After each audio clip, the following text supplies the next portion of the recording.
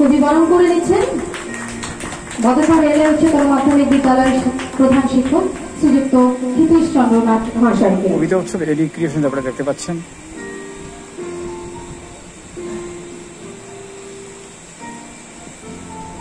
বরণ করে নেওয়া হলো ডক্টর সায়নচন্দ্র বসুকে।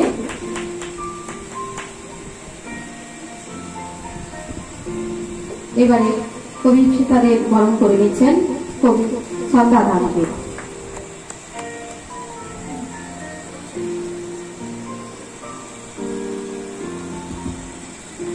আমি আমার সঞ্চালককে একটু বরণ করে নিতে চাইবো, কারণ আমার একটাকে উনি চলে এসেছে।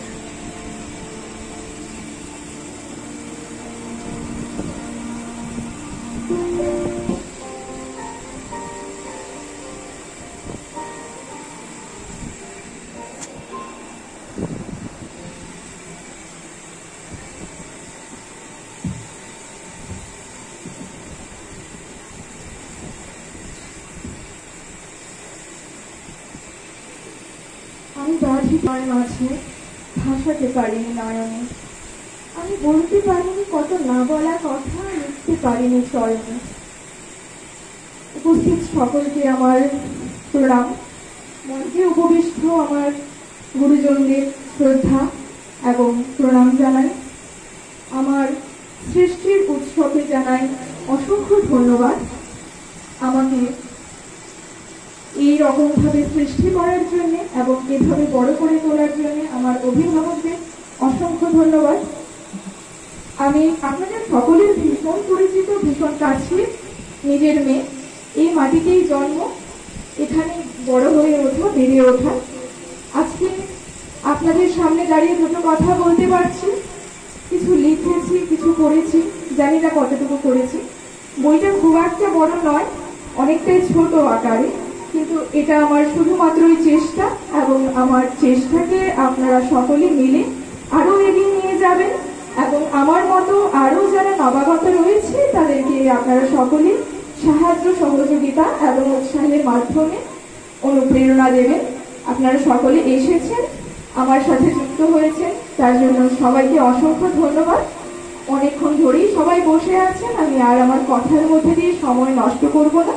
চাইবো অনুষ্ঠানটি এগিয়ে যাক। পরবর্তীতে আবারও যদি কথা বলার সুযোগ হয় নিশ্চয়ই বলবো, কিন্তু কথার সমাপ্তির পূর্বে আমি আপনাদের সকলের সাথে পরিচয় করিয়ে দিতে চাইবো আমার পাবলিকেশনের দুই সদস্যকে, তরুণ সদস্যকে। আমি একবার ওদেরকে মঞ্চে ডেকে নেবো, রাজেশ এবং আশুকে একবার ডেকে নিচ্ছি।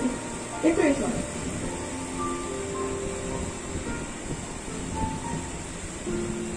ওরা নতুন পাবলিকেশন, আগেও ছিল কিন্তু মাঝখানে বন্ধ হয়ে গেছে এবং আবার শুরু করেছে ওরা নতুন করে। আমাদের মধ্যে উপস্থিত রয়েছে রাজেশ শর্মা এবং আশু চৌধুরী, যাদেরকে আমি বরণ করে নিতে চাইবো। কিন্তু বরণ করার পূর্বে একটা কথা বলবো, ওরা এখানে ছোট্ট একটা স্টল দিয়েছে, সেই স্টলটা আপনারা প্লিজ ভিজিট করবেন। এবং ওনাদের নতুন পত্রিকা রয়েছে যেটি বছরের 4টি সংখ্যা যা ওনারা ঘরে পৌঁছে দেয়। তো আমার আউলের দুই বাউলকে আমি বরণ করে নিতে চাই।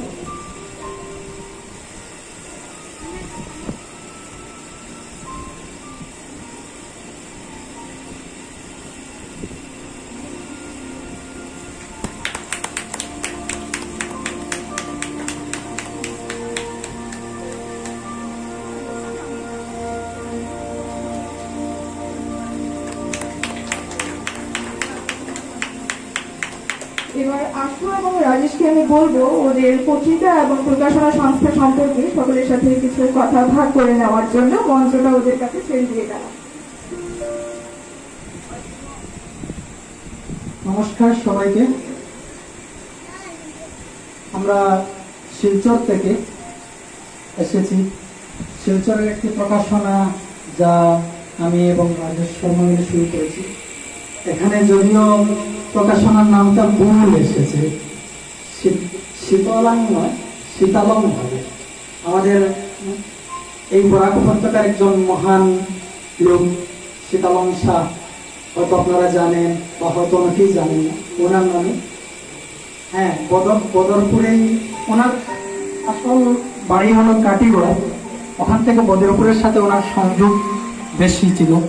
পরবর্তীতে তিনি বাংলাদেশ চলে যান। সেই শীতালং শাহ নামে যার একটি গান হুমায়ুন আহমেদ, ওনার একটি সিনেমা গটিপুত্র কমলা, গেটুপুত্র কমলা, সেই সিনেমায় থিম সং হিসাবে ব্যবহার করেছেন। তো ওনার নামে আমাদের প্রকাশনা। আমরা শিলচর থেকে বই করছি। আপাতত 4টি বই হয়ে গেছে। জিতেন্দ্রনাথের 2টি বই, কবি জিতেন্দ্রনাথের 2টি বই, আশিস রঞ্জন নাথের 1টি বই এবং আমাদের আজকের এই সবার মুখ্যমণি ইপ্সিতা দেবের বই, যেটা আমরা করে নিয়েছি ইতিমধ্যে। এবং আমরা শীতালং প্রকাশনা করার মধ্যে অনেক প্রকাশনা আছে বরাক উপত্যকায়। প্রকাশনা করার মূল উদ্দেশ্যটা হলো যে আমরা এখানে কোয়ালিটি বই মানুষের কাছে পৌঁছে দেব, সেটাই আমাদের উদ্দেশ্য।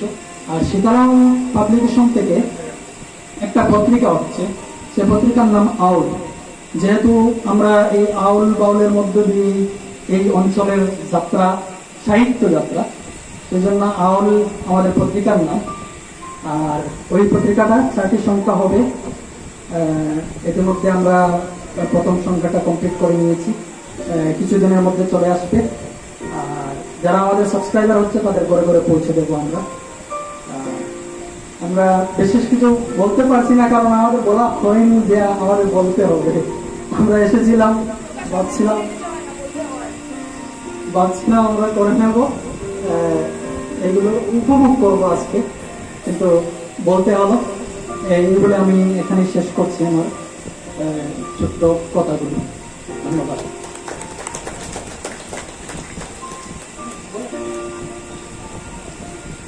সবাইকে আমার নমস্কার।